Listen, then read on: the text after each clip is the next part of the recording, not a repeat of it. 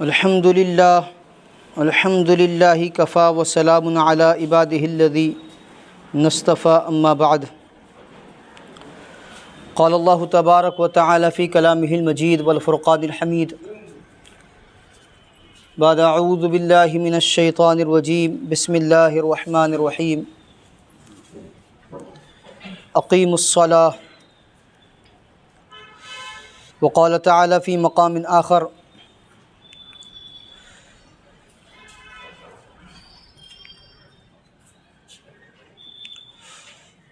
ان الصلاۃ کانت علی المؤمنین کتابا موقوتا سبحان ربک رب العزۃ عما یصفون وسلام علی المرسلین والحمد للہ رب العالمین اللہم صلی علی سیدنا محمد وعلی آل سیدنا محمد بارک وسلم اللہم صلی علی سیدنا محمد وعلی آل سیدنا محمد بارک وسلم اللہم صلی علی سیدنا محمد وعلی آل سیدنا محمد بارک وسلم۔ معزز سامعین کرام ملت اسلامیہ کے عزیز نوجوان و بزرگان ملت،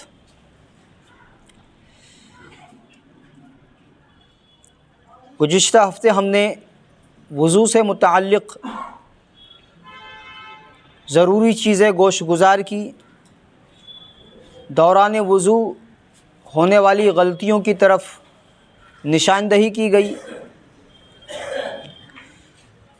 آج کی اس مجلس میں ہم شرائط نماز، یعنی جن چیزوں کا نماز کے لیے ضروری ہے صحت مند ہونے کے لیے، نماز کی صحت کے لیے جن چیزوں کا ہونا ضروری ہے، ان باتوں کو ہم سنیں گے۔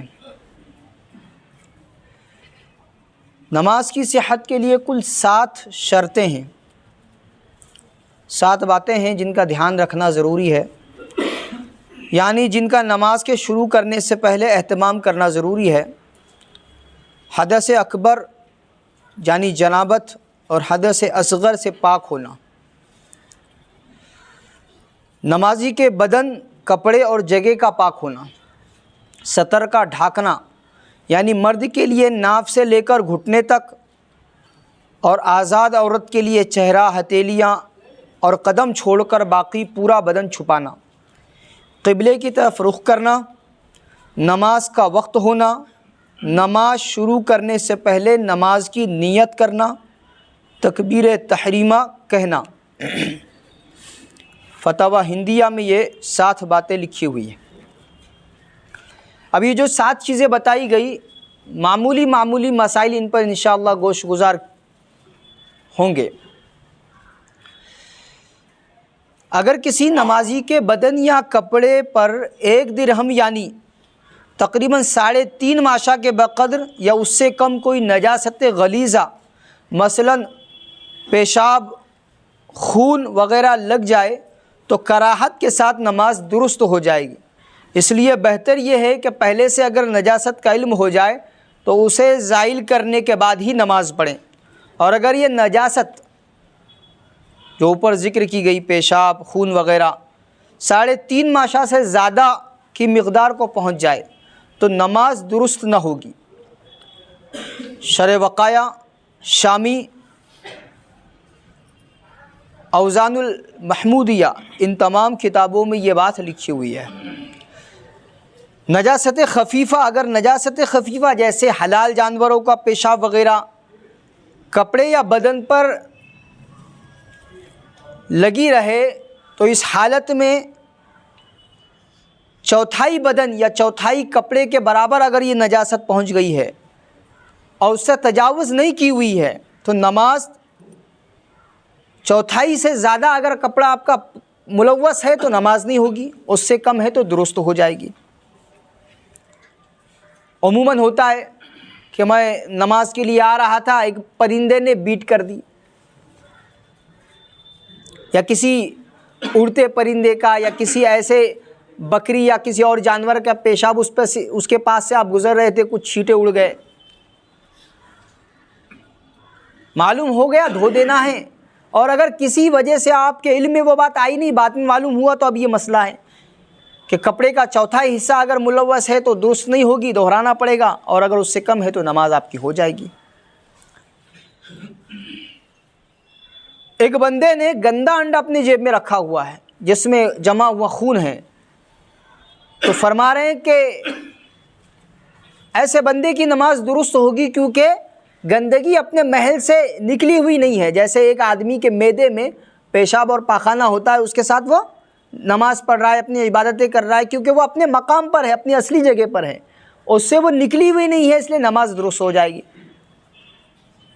ایک بندے نے پیشاب کی بوتل، اس کو ڈاکٹر نے کہا تھا کہ یورین چیک کرنا ہے، آپ کا پیشاب چیک کرنا ہے، ایک بوتل میں لے کر آنا۔ وہ آ رہا تھا، جیب میں اس کی شیشی ہے پیشاب کی، اب وہ نماز کے لیے آ گیا تو فرمایا اس کی نماز نہیں ہوگی کیونکہ یہ ناپاکی یا گندگی، یہ پیشاب اپنی اصلی مقام سے نکلا ہوا ہے،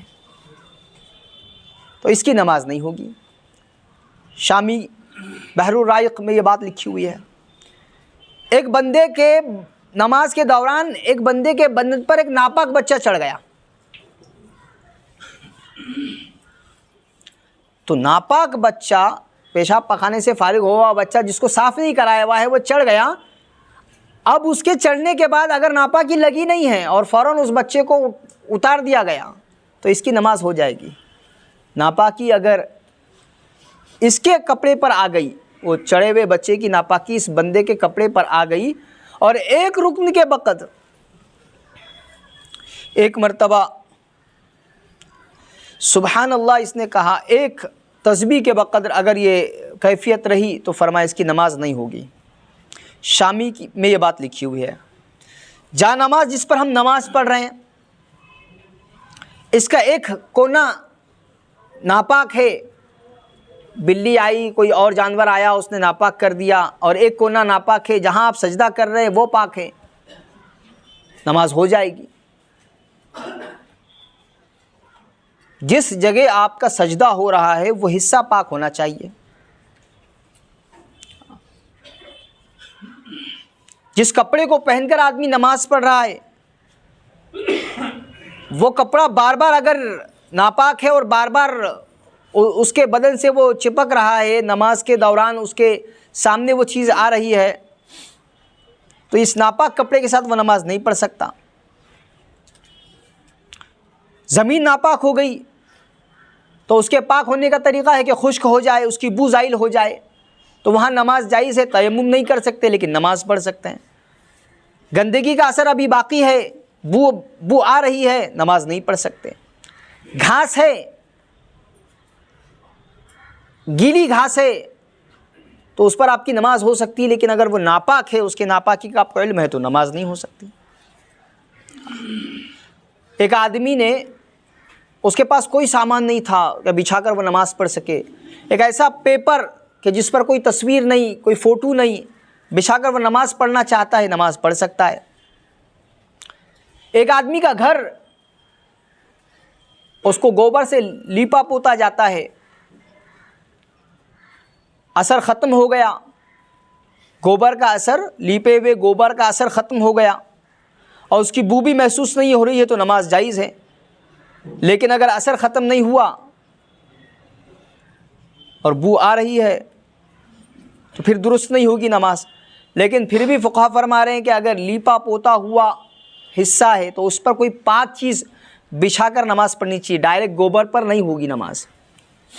لازمی بات ہے وہ وضو کر کے آئے گا، گیلا پن اس کے پیروں میں لگے گا، سجدی کی جگہ پہ لگے گا، تو گندگی لگ جائے گی۔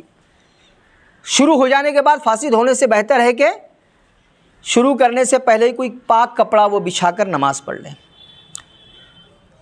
جنازے کی نماز عموماً مسجد کے باہر ہوتی ہے، اور مسجد کے باہر ہی ہوتی ہے۔ اب آپ جوتے چپل اتاریں گے تو آپ کے پیروں میں مٹی لگ جائے گی اور کچھ لگ جائے گا، تو اس جوتے کے اوپر اگر آپ کھڑے ہو رہے ہیں تو آپ نماز پڑھ سکتے ہیں۔ یہ تین چیزیں جو بتائی گئی تھی کہ بدن، کپڑا اور جگہ کا پاک ہونا، اس سے متعلق مسائل تھے جو گوش گزار کیے گئے۔ اب نمبر آتا ہے سطر کا، جس میں بہت زیادہ بے احتیاطی آج کل بڑھتی جا رہی ہے۔ مرد کے سطر میں جیسے آپ کو اوپر بتایا گیا کہ ناف سے لے کر گھٹنے کے نیچے تک اس کا سطر ہے، کل 8 اعضاء آتے ہیں جن کا چھپانا ضروری ہے، اور عورت کے 24 اعضاء آتے ہیں جن کا چھپانا ضروری ہے. ان میں سے کوئی ایک بھی کھل گیا اور ایک سیکنڈ کے لیے بھی کھل گیا تو اس کی نماز فاسد ہو جائے گی، ہوگی نہیں. عموماً ڈھیلی پینٹ پہن کر لوگ مسجد آ رہے ہیں، وضو کے دوران بھی نماز کے دوران بھی ان کا جو پچھلا حصہ ہے، سٹ والا حصہ وہ نظر آ رہا ہے، لازمی بات ہے ان کی نماز فاسد ہو جائے گی، ہوگی نہیں. جینس اور ٹی شرٹ پہن کر بلا کراہت نماز صحیح ہے، لیکن صلح کا لباس اس کو نہیں کہا جاتا، اس لیے باہری زندگی میں اس کو پہننے کو خلاف ادب اور مکروہ کہا ہے. لیکن اس کے ساتھ اگر کوئی آدمی نماز پڑھ رہا ہے بلا کراہت ہو جائے گی. جان بوجھ کر سطر کھل رہا ہے، کھول دیا گیا، جیسے عموماً میں نے ابھی بتایا آپ کو کہ ہو رہا ہے. پینٹ، یہ جو مرد کا جو سطر بتایا گیا کہ گھٹنے کے نیچے تک ہے، ہمارے نوجوان کی مانڈی ڈیزائن بنی ہوئی ہے، چھلی ہوئی ہے پینٹ، اس کی لکیریں بنی ہوئی ہے جس سے اس کی راند پوری دکھ رہی ہے. سطر میں داخل کپڑا اس کے اوپر ڈھکا ہوا نہیں، نماز فاسد ہو جائے گی. چست کپڑے پہن کر نماز، اگر بدن نہیں جھلک رہا، نہیں دکھ رہا، ہو جائے گی. لیکن اگر بدن کا نشیب و فراز نظر آ رہا ہے، نماز تو ہو جائے گی لیکن اس بندے کو دیکھنا صحیح نہیں. کوئی اگر مستور ہے تو اس کو دیکھنا صحیح نہیں. لیکن اگر اتنا باریک کپڑا ہے کہ اندر کا بدن بھی دکھ رہا ہے تو نماز ایسے کپڑوں کے ساتھ درست نہ ہوگی. فتاوی ہندیہ.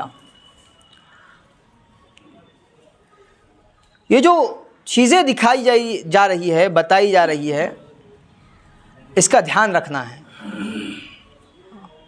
دھوتی پہن کر نماز پڑھ رہا ایک بندہ، لازمی بات ہے دھوتی میں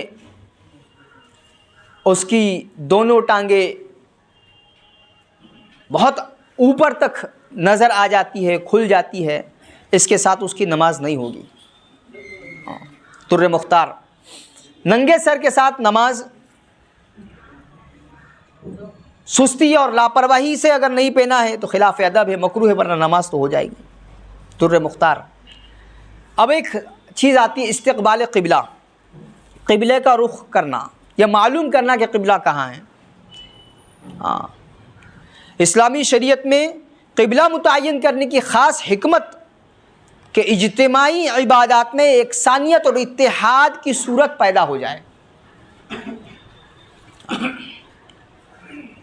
قبلے کا ہرگز یہ مطلب نہیں ہے کہ معبود حقیقی کی جو عبادت کر رہے ہیں وہ نعوذ باللہ قبلے کی جہت میں محدود ہے.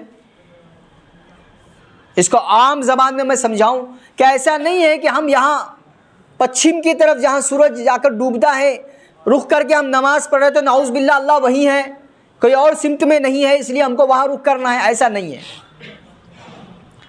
یہ جو قبلے کی سمت متعین کی گئی ہے اجتماعیت کے لیے، یکسانیت کے لیے، اتحاد کے لیے. ایسا نہ ہو کہ ایک بندہ آ رہا ہے وہ پچھم کی طرف، وہ پورب کی طرف، وہ شمال کی طرف، وہ جنوب کی طرف، سب اپنے اپنے حساب سے رخ کر رہے ہیں. ایسا نہ ہو، ورنہ وَلِلَّهِ الْمَشْرِقُ وَالْمَغْرِبُ فَأَيْنَمَا تُوَلُّوا فَثَمَّ وَجْهُ اللَّهِ.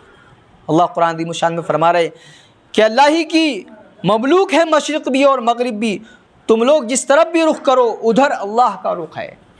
ہر جگہ اللہ تبارک و تعالیٰ آپ کو موجود ہے. اور اسی لیے اللہ فرما رہے لَيْسَ الْبِرُّ أَن تُوَلُّوا وُجُوهَكُمْ قِبَلَ الْمَشْرِقِ وَالْمَغْرِبِ وَلَكِنَّ الْبِرَّ مَنْ آمَنَ بِاللَّهِ وَالْيَوْمِ الْآخِرِ وَالْمَلَائِكَةِ وَالْكِتَابِ وَالنَّبِيِّينَ. سارا کچھ کمال اسی میں نہیں ہے کہ تم اپنا رخ مشرق کو کر لو یا مغرب کو کر لو. کمال تو یہ ہے کہ کوئی شخص اللہ تعالیٰ کی ذات و صفات پر یقین رکھے، قیامت کے دن پر اور فرشتوں پر اور کتابوں پر اور انبیاء علیہم الصلوۃ والسلام پر. اس لیے قبلے کا رخ متعین کیا گیا. آپ ایسی جگہ چلے گئے کہ جہاں آپ کو قبلہ معلوم نہیں ہے، کوئی غیر مسلم نے بتایا کہ دیکھو یہاں ہے قبلہ، تو صرف اس کے بتانے سے آپ عمل نہیں کریں گے، آپ تحری بھی کریں گے، آپ سوچیں گے بھی، غور و فکر بھی کریں گے. ایک آدمی قبلے کی طرف رخ کر کے نماز پڑھ رہا ہے، اس کا تھوڑا سا انحراف ہو گیا، تھوڑا سا وہ قبلے سے ہٹ گیا، تو فرمایا 45% کی گنجائش اس میں فقہا نے رکھی ہے اور فقہا نے اس کو نکال کر دکھایا ہے کہ قبلے سے 45 زاویہ اگر وہ ہٹ رہا ہے تو اس کی نماز درست ہو رہی ہے۔ ایک دم خانہ کعبہ کے سیدھ میں کھڑا ہونا ہمارے لیے ممکن نہیں ہے، تو یہ سمت بتائی گئی ہے۔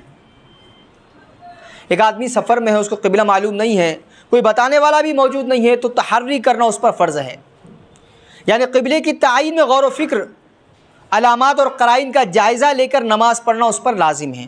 در مختار، ایک آدمی نے تحری کی، غور و فکر کیا، قبلے کا رخ معلوم کرنے کی کوشش کی پورے نشانیوں سے، اس نے نماز پڑھ لی، بعد میں معلوم ہوا کہ جس سمت میں اس نے نماز پڑھی تھی وہاں قبلہ نہیں تھا، تو فرمایا اس کو لوٹانے کی ضرورت نہیں، اس کی نماز ہو گئی۔ شامی میں یہ بات لکھی ہوئی ہے۔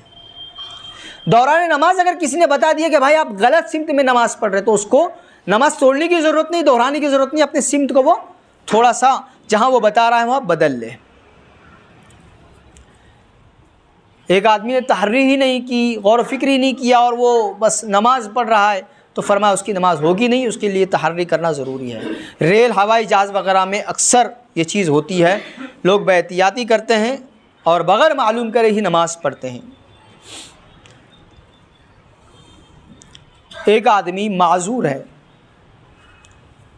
اس سے قبلے کا رخ اور اس کی سمت میں نماز پڑھنا اس کے بس میں نہیں ہے۔